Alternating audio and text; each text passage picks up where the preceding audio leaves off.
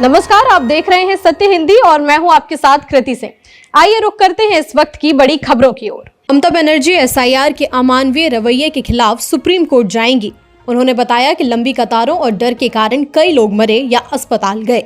SIR को अनियोजित, मनमाना और असंगत बताते हुए चुनाव आयोग से रोकने की अपील। पश्चिम बंगाल की मुख्यमंत्री ममता बनर्जी ने सोमवार को कहा कि वे विधानसभा चुनाव से पहले जारी विशेष गहन संशोधन एसआईआर के अमानवीय रवैये के खिलाफ सुप्रीम कोर्ट जाएंगी। सागर द्वीप में जनसभा को संबोधित करते हुए उन्होंने आरोप लगाया कि इस प्रक्रिया के कारण कई लोगों की मौत और अस्पताल में भर्ती होना पड़ा।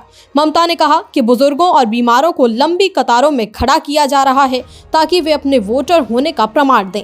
उन्होंने एसआईआर को अनियोजित, मनमाना और असंगत बताया और चुनाव आयोग से इसे रोकने का आग्रह किया। उन्होंने चेतावनी दी कि इसे रोकने में नाकामी से बड़े पैमाने पर मताधिकार हनन होगा और लोकतंत्र की नींव कमजोर हो जाएगी। सुप्रीम कोर्ट ने शर्जील इमाम और उमर खालिद को जमानत देने से किया इनकार। उमर ने कहा कि अब जेल ही उनकी रोजमर्रा की जिंदगी बन गई। सह आरोपियों को राहत मिलने पर उमर खुश और राहत महसूस कर रहे हैं। सुप्रीम कोर्ट ने दिल्ली दंगों के मामले में उमर खालिद और शर्जील इमाम को जमानत नहीं दी। फैसले के बाद उमर ने कहा कि अब जेल ही उनकी जिंदगी बन गई है। उनकी साथी बनो ज्योत्सना लाहिड़ी ने बताया कि उन्होंने सह आरोपियों को जमानत मिलने पर खुशी और राहत महसूस की। लाहिड़ी ने साझा किया कि उमर ने कहा कि जिन लोगों को जमानत मिली है उनके लिए मैं सच में बहुत खुश हूँ, बहुत राहत मिली है। जब मैं मिलने आऊंगी तो उन्होंने कहा कि ठीक है, आ जाना, अब यही मेरी जिंदगी है। उमर खालिद और शर्जील को राहत नहीं मिली बेल। सुप्रीम कोर्ट बोला, दोनों की भूमिका बाकी आरोपियों से अलग। 5 बाकी आरोपियों को सशर्त जमानत, 12 सख्त शर्तों के साथ रिहाई का आदेश। सुप्रीम कोर्ट ने सोमवार को छात्र नेता शर्जील इमाम और उमर खालिद को जमानत देने से इनकार कर दिया, जो 2020 के दिल्ली दंगों के मामले में 5 से ज्यादा वर्षों से जेल में बंद लोगों में शामिल हैं। सुप्रीम कोर्ट ने दोनों नेताओं के खिलाफ लगे आरोपों को भी गंभीरता का हवाला देते हुए कहा कि इस मामले में अन्य आरोपियों की तुलना में वे सबसे अलग स्थिति में हैं। इसके साथ ही सुप्रीम कोर्ट ने अन्य 5 सह आरोपियों गुलफिशा फातिमा, मीरान हैदर, शिफा उर रहमान, मोहम्मद सलीम खान और शादाब अहमद की कथित भूमिकाओं में स्पष्ट अंतर करते हुए उनकी रिहाई की अनुमति दे दी।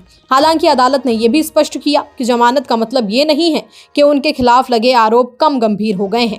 अदालत ने उनकी रिहाई के लिए 12 शर्तें रखी और चेतावनी दी कि किसी भी शर्त का उल्लंघन करने पर जमानत रद्द कर दी जाएगी। मरम्मत के दौरान तेल कुएं में ब्लोआउट, गैस और क्रूड ऑयल लीक हुआ। आग और धुआं फैलने से स्थानीय लोगों को तत्काल सुरक्षित स्थानों पर जाने की दी गई सलाह। ओएनजीसी और जिला प्रशासन मौके पर निगरानी और कंट्रोल के लिए मौजूद। आंध्र प्रदेश के कोनसीमी जिले के इरुसुमंडा गांव में ओएनजीसी के एक ऑपरेशनल तेल कुएं से बड़ी मात्रा में गैस लीक हो गई। कुएं की मरम्मत के दौरान ब्लोआउट हुआ, जिससे गैस और क्रूड ऑयल हवा में उछल गए। स्थानीय अधिकारियों के मुताबिक गैस ने आग पकड़ ली और धुआं पूरे इलाके में फैल गया। लोगों को चेतावनी दी गई कि बिजली उपकरण या स्टोव का इस्तेमाल न करें। गांव वालों ने तत्काल अपने घर और पशुओं को सुरक्षित स्थान पर ले जाया। ओएनजीसी और जिला प्रशासन मौके पर मौजूद हैं और स्थिति को कंट्रोल करने की कोशिश कर रहे हैं। देवास एसडीएम का आदेश वायरल, मंत्री विजय वर्गीय के घंटा बयान का जिक्र। एसडीएम आनंद मालवीय और सहायक अमित चौहान को निलंबित किया गया। नया एसडीएम अभिषेक शर्मा ने अधिकारियों को भविष्य में तटस्थ भाषा का पालन करने का निर्देश दिया। मध्य प्रदेश में देवास एसडीएम आनंद मालवीय का एक आदेश वायरल होने के बाद प्रशासन में हड़कंप मच गया।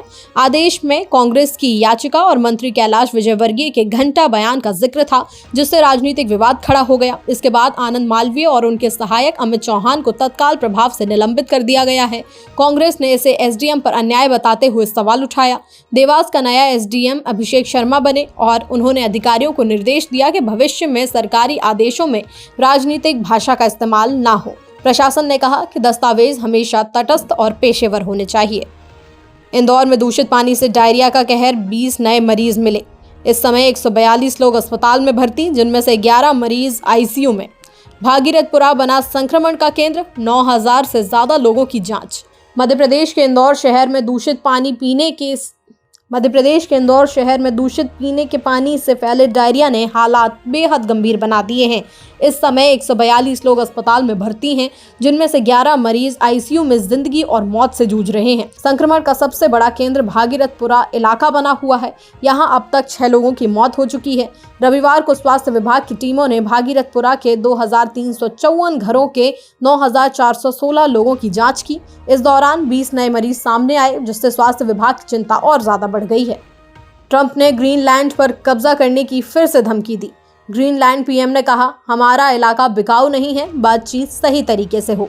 डेनमार्क भी अमेरिकी दावे का विरोध कर चुका है। ग्रीनलैंड पर किसी का कब्जा नहीं हो सकता। ग्रीनलैंड के प्रधानमंत्री जेंस फ्रेडरिक नील्सन ने अमेरिकी राष्ट्रपति डोनाल्ड ट्रंप की ग्रीनलैंड पर कब्जा करने की धमकियों पर कड़ा रुख दिखाया। फेसबुक पर उन्होंने लिखा, बहुत हो गया, अब और दबाव और संकेत या कब्जे के सपने बंद हों।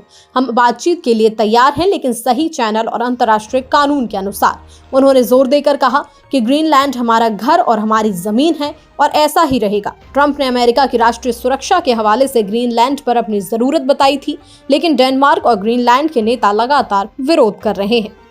ट्रंप ने भारत को रूस से तेल खरीद पर चेतावनी दी। कांग्रेस ने मोदी सरकार और ट्रंप की धमकियों पर सवाल उठाया।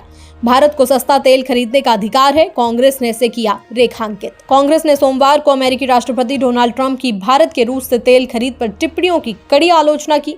वरिष्ठ नेता जयराम रमेश ने कहा कि प्रधानमंत्री के व्हाइट हाउस में अच्छे दोस्त ने भारत के प्रति अपना गरम ठंडा वाला राजनीतिक जरिया जारी रखा है। उन्होंने फिर से धमकी दी है कि अगर भारत रूस से तेल लेना बंद नहीं करता तो अमेरिका भारत से आने वाले आयात पर टैरिफ बढ़ा देगा। सारी नमस्ते ट्रंप, हाउडी मोदी जैसे इवेंट्स, जबरन गले मिलने और सोशल मीडिया पर अमेरिकी राष्ट्रपति की तारीफ करने वाले पोस्ट का अब तक बहुत ही कम फायदा हुआ है। कांग्रेस ने ट्रंप के बयान के बाद पीएम मोदी को घेरा। कहा, ट्रंप से मोदी इतना डरते क्यों हैं? सवाल पूछा, मोदी की कमजोरी का खामियाजा देश क्यों भुगत रहा है? ट्रंप के बयान पर कांग्रेस ने कहा है कि ट्रंप के मुताबिक मोदी ने रूस से तेल खरीदना इसलिए बंद कर दिया क्योंकि अमेरिका ने भारत पर टैरिफ से दबाव बनाया। मोदी को जवाब देना चाहिए कि क्या मोदी सरकार को विदेश नीति अमेरिका से तय हो रही है? रूस से तेल खरीदना इसलिए बंद हुआ क्योंकि ट्रंप को खुश करना था। ट्रंप कभी सीज फायर कराने की बात कहते हैं, कभी रूस से तेल खरीदने पर रोक लगाने की बात करते हैं। आखिर मोदी चुप क्यों है? मोदी की कमजोरी का खामियाजा देश क्यों भुगत रहा है? ट्रंप से मोदी इतना डरते क्यों हैं? रूस से तेल खरीद कम करने पर ट्रंप का एक और सनसनीखेज बयान। बोले, मोदी जानते थे मैं खुश नहीं हूं, टैरिफ बढ़ सकता है।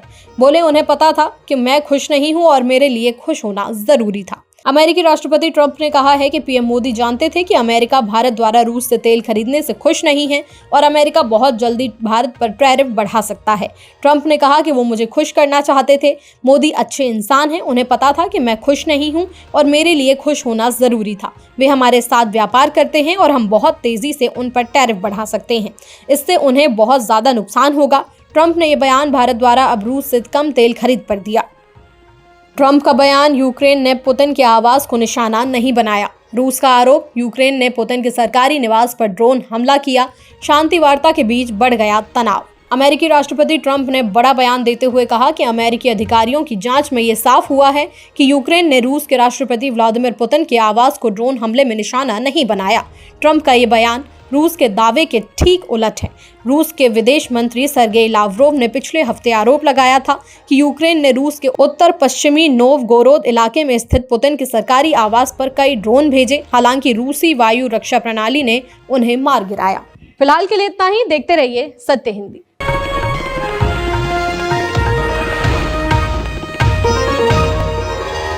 Copyright disclaimer under Section 107 of the Copyright Act 1976. Allowance is made for fair use for purposes such as criticism, comment, news reporting, scholarship, and research. Fair use is a use permitted by copyright statute that might otherwise be infringing.